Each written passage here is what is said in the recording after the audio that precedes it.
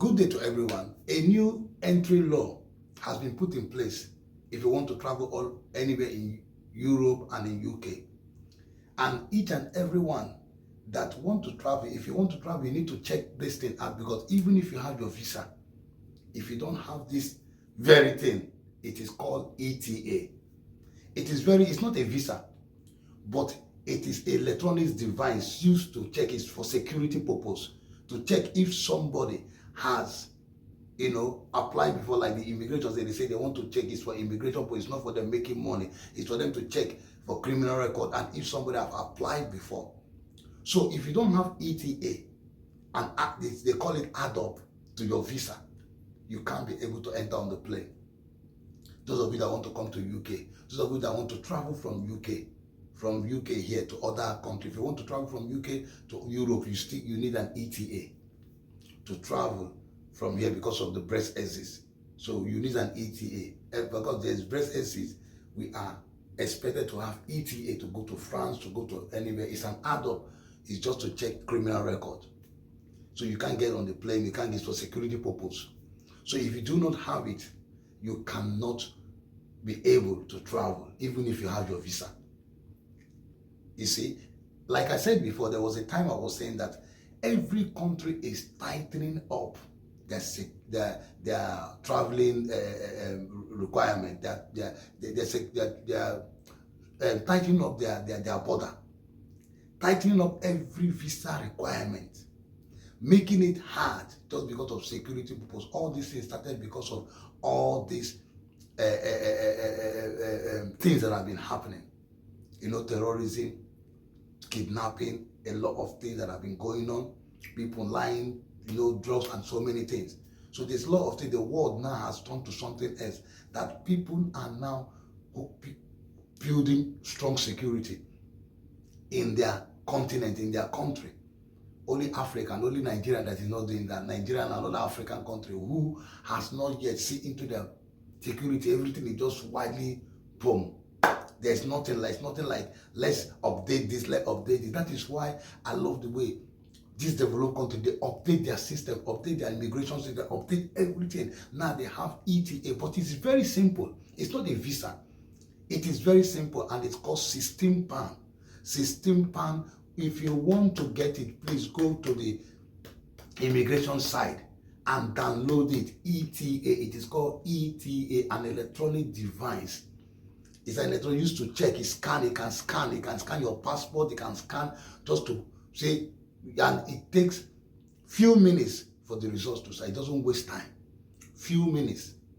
So if you want to travel, please do it in the right way, because if you want to travel to come to Europe and you don't have this thing, you'll be surprised that you will not be allowed to get on the plane. But according to the immigrations, what they are saying, that because it just started, they are going to have some kind of lineage. They will have some kind of lineage for people who are who are coming in. They will have lineage for them. But from September, that it will be very strong, that if anyone does not have it, the person will not be able to come to UK or travel to any part of the Europe country. So, but for now, let us see more explanation into this and how these people are talking about this. Let us see more people that will explain and put more detail, because it is good for everybody to do. But don't be afraid. All this thing is just for security purpose. It's not something that somebody should say, oh, everything has been tight, how am I going to do? How am I going to bring my family? How am I going to do this? Don't worry. It is just for security purpose. So let us see more explanation on how ETA work for people that want to travel.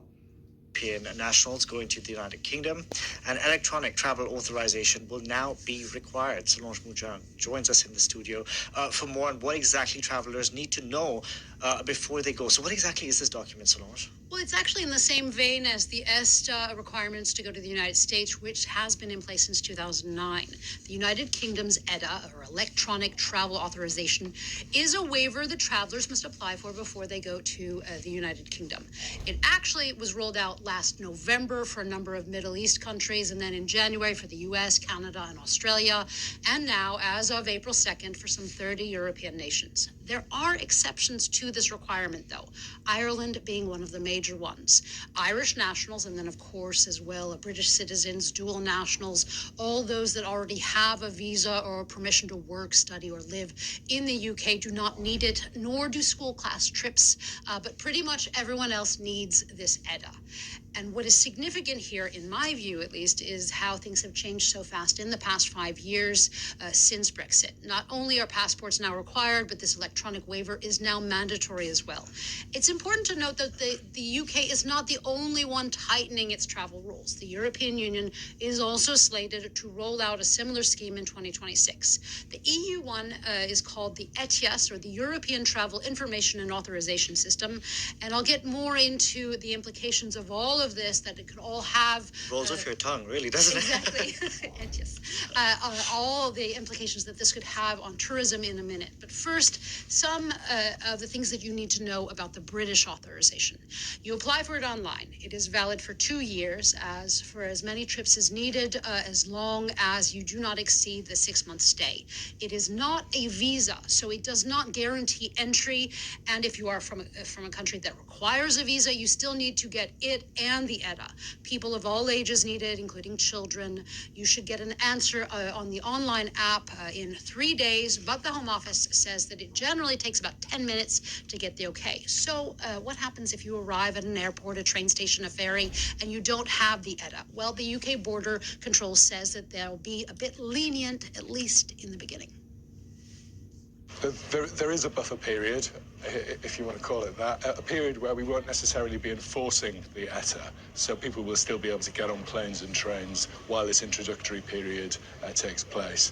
But I believe in September or October we will start enforcing the ETA, and in those circumstances the individual wouldn't be able to get on the plane, wouldn't be able to get on the train in order to travel the UK. So Solange, how much is this going to cost us, and is this a way for the British government to make some money? Well, not necessarily, or not entirely. The UK Border Control says that they are doing this for security reasons, to tighten the British borders and check if people are entering, if they have criminal records, if they've been denied before, and to simply track who is coming into the UK. They also say that the scheme will allow for faster transit times, transitioning, and it will help transition to automated control systems or e-gates. As for the cost, the ETA is £10, or about 12 euros.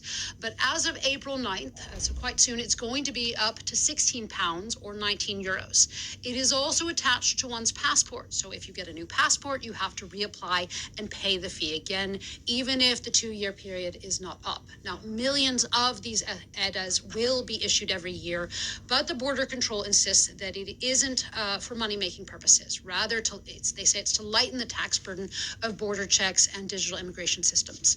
Compared to other countries, the price of the UK's ETA is pretty much on par with the American ESTA, which is $21. But the £16 is a lot more, say, than Canada's one, which is $7, or the future EU one, which is expected to be €7. €7? That's cheap. Let's see, it's rolled out yet.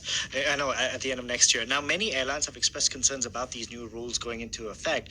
Do they expect a drop in tourism numbers? Well, it's really too early to know the effects that this ETA will have on tourism in the UK. But studies have repeatedly shown that visas and such schemes, and especially passport requirements, they do have a contracting or a shrinking effect on tourism. Not only because of the cost, but also because of the hassle. And British airports they successfully lobbied for people that are in transit through Heathrow and Manchester airports to not have to use these and get these ETAs. That is big because 84 million people traveled through Heathrow last year, and a third of them were from Europe. However, if those travelers do enter the United Kingdom outside of the airport and aren't just transferring flights, they will need to get an ETA. So on the one hand, you have these tightening of controls for security and financial reasons, but at the same time, you have tourism and travel industries pushing back and trying to get more people to travel. Now, Solange, there are a number of new travel routes being set up between this year and next between the UK and the EU. Tell us more. Yeah, be it by plane or train or even by boat, there are every year a number of route changes. There are, for example, multiple new flights to the southwest of France, but also to other regions. The list is too long to go through here. But I thought I wanted to end this by telling you about one route that's getting people pretty excited. It's called the Project Brave, and it's a boat route from France to Scotland. And the idea was actually floated in 2022, but there wasn't enough funding. Now Project Brave is back, and it could connect potentially the port of Rosyth near Edinburgh to Dunkirk, France, sometime this year. There is one itty bitty downer though to this more eco-friendly route, which is that it takes 20 hours or so for the crossing, and such new schemes like Project Brave, new flight routes, expanding Heathrow's airport may or may not help counterbalance the pressures that the British tourism industry is facing. And not only is there this new ETA authorization, but inflation and especially inflation and also the aftershocks of Brexit, they have affected the sector. With 38 million visitors in 2023, it still is not back to pre-COVID figures, whereas places like France, Italy, Spain, well, they have been seeing a record number of visitors. France, for example, had 98 million visitors in 2023 and over 100 million last year, making it once again, the most visited country in the world. 20 hours not so bad. If you have a nice cabin to sleep in. True. A cabin could be nice. Exactly. Solange, thank you very much for that. Solange Mujada.